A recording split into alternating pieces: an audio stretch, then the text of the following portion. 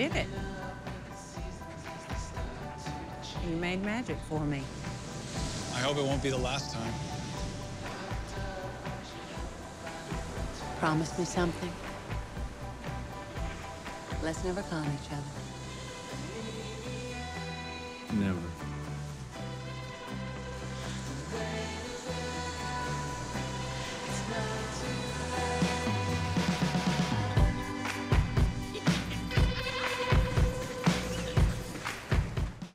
Guys, so excited to be here with KaDee Strickland. Give her a round of applause, guys. Here to talk about Shut Eye.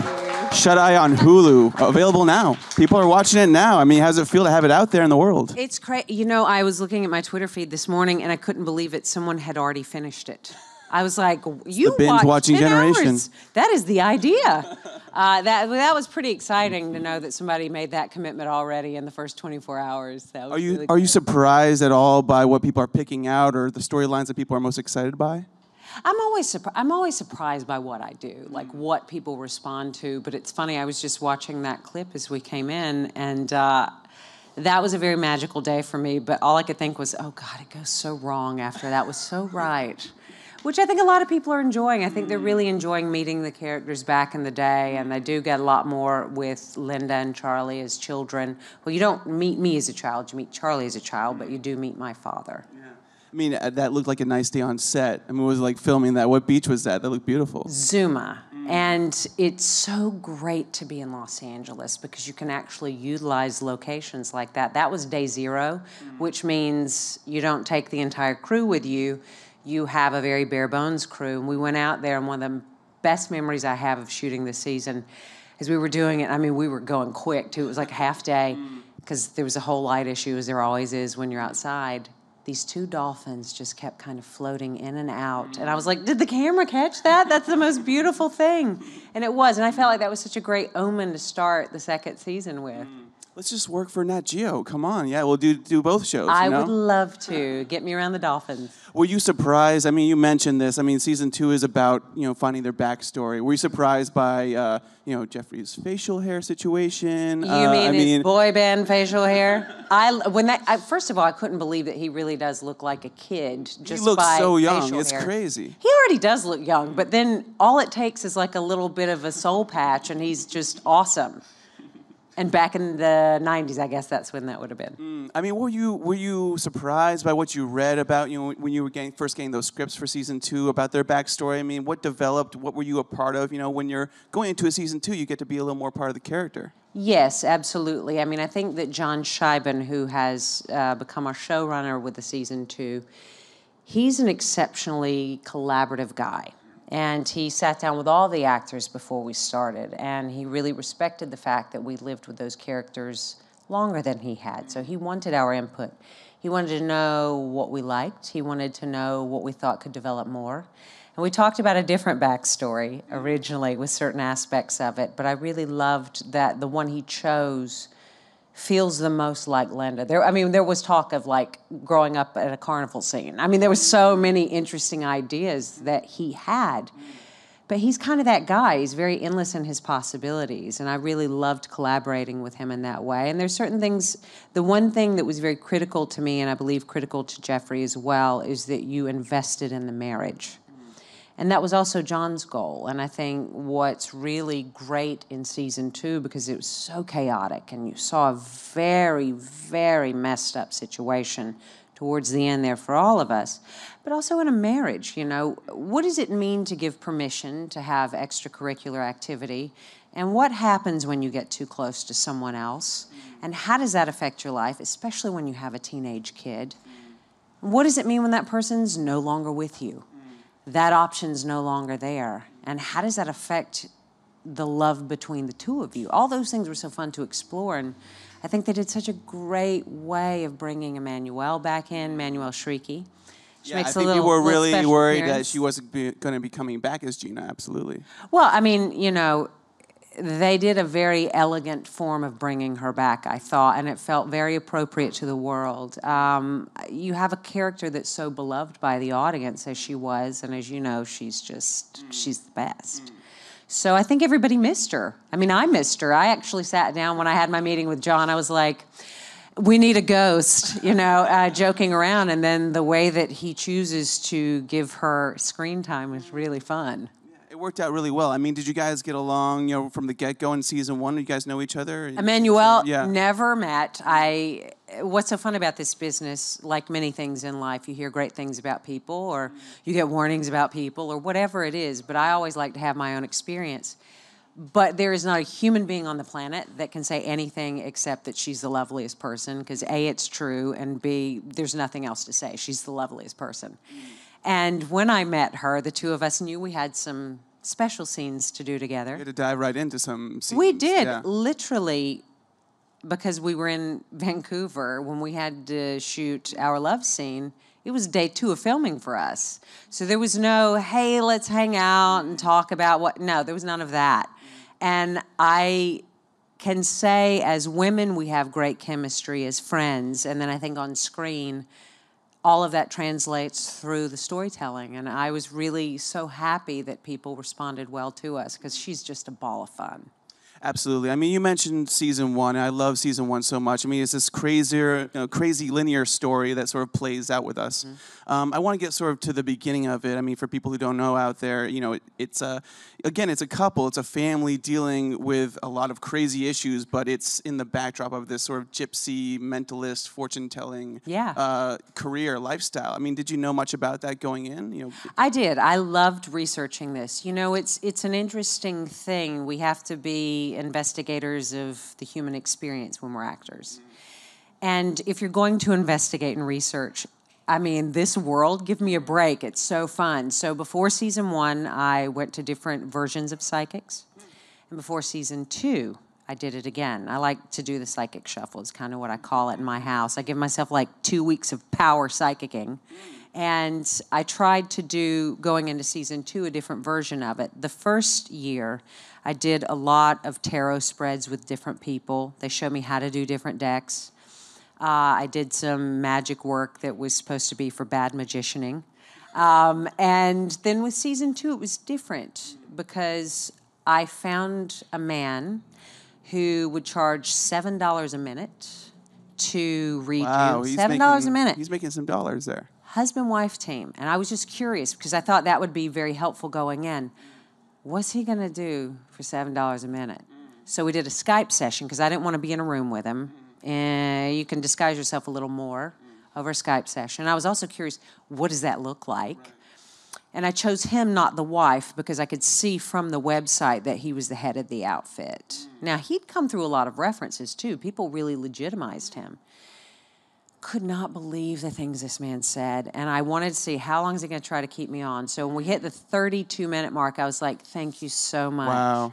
Just because, how do you keep that person engaged? And I took that stuff to John. I mean, that's what's also so great. The writers trust me because they know I'm doing the psychic shuffle. And I went into places where you were boothed off, where there was a clock on the table.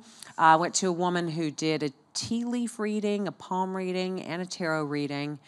And it was, oh, God, just incredible. And when they told me that they wanted to do Linda with a Southern background, so I guess when I met John, he had no idea I was actually Southern. From the South, yeah. And he was, I wondered, too. I was like, wow, he's really staring at me a lot. And then he later told me, I had no idea. I didn't know. And so I want to put that in the script. And I was like, well, if you find a way to do it and it makes sense, sure. And then when he did the flashback, I was like, that's going to be fun. Because you don't even know if that's a con. You don't know if that's real with Linda either. So I love that idea. Absolutely. And during this research and sort of your sort of history with, mentalists and readings before, I mean, what was the craziest thing they got right? What was the thing they were the farthest off on? Were you surprised by either one of those spectrums? So I went into, I can tell when a parlor's Roma now. And I started with that season 2. You really can't. You can tell from the outside.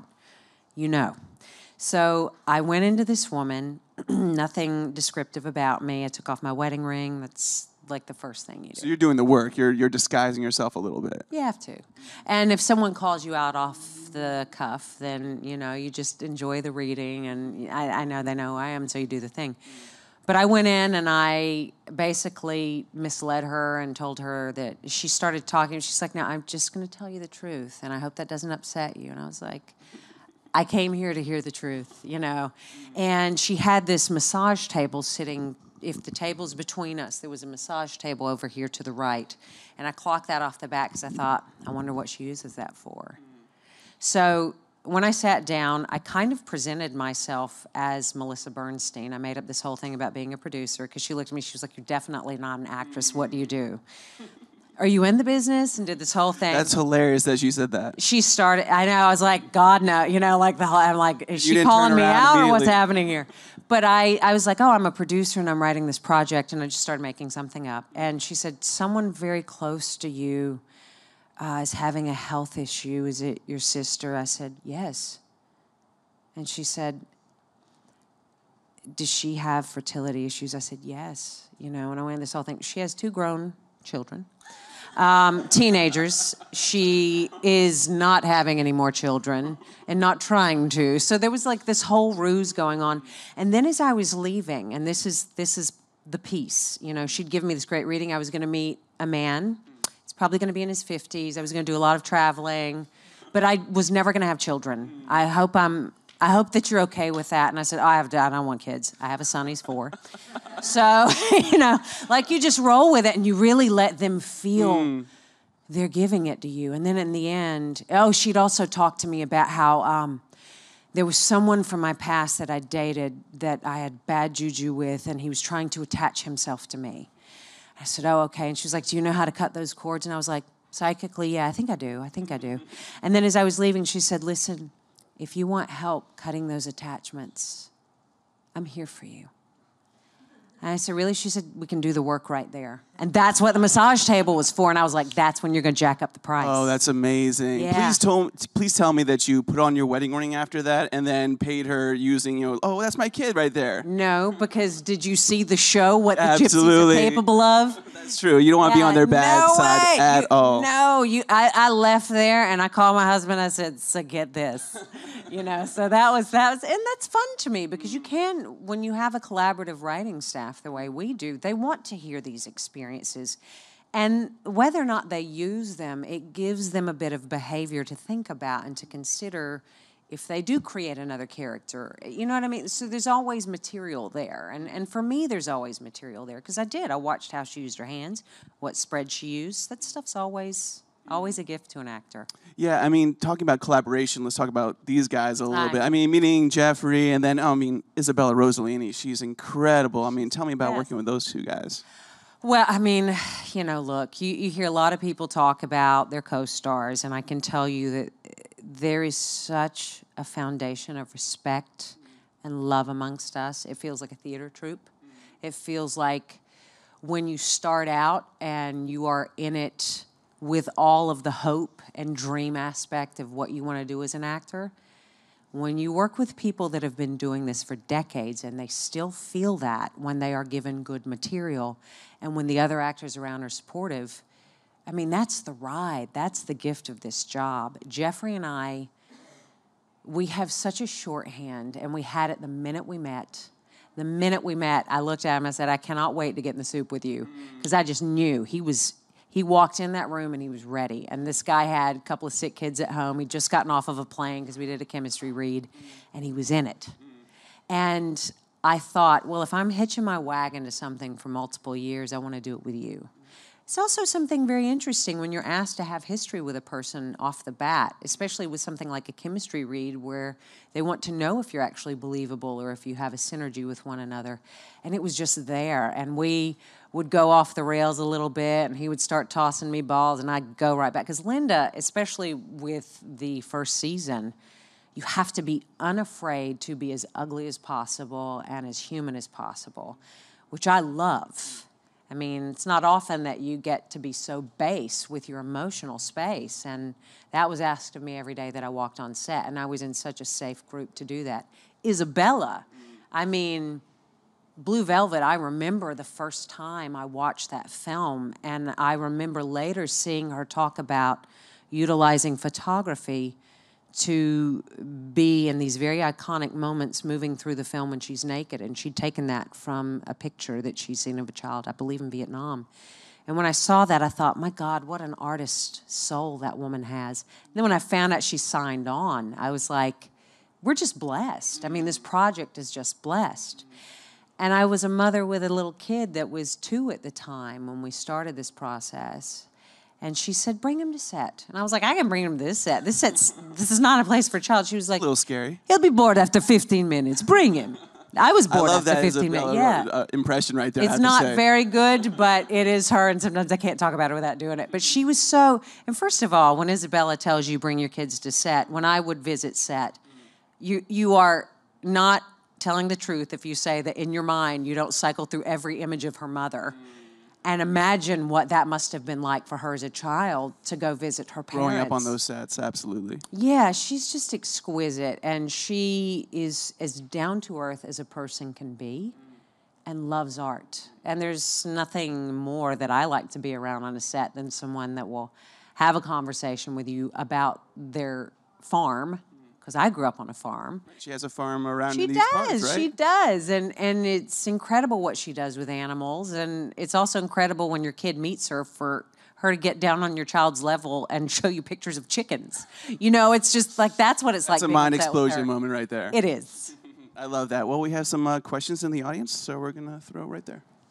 Hi. So. Hi, what's your name? Oh, my name is Randy.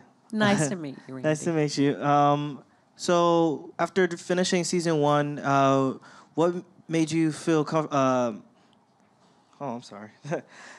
When filming season 2, is there anything from season 1 that you took with you that made you feel like, okay, I'm ready to do this much bigger, better now, since like it's You second always season? want to grow, right? You always want to grow. We had, and there's no secret there, we had a change of showrunners a couple times. So coming into season 2, the gentleman that took over, John Scheiben, was someone I was a huge fan of. And when that guy sits down with you and collaborates with you, you just want to just knock it out every time. Even if you fail, you want to fail big.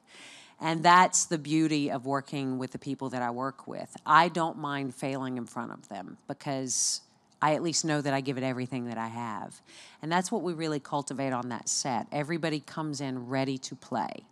And so to do it bigger just means to do it with as much commitment as I can muster with the material. And it'll either work or it won't, but we all give it our all.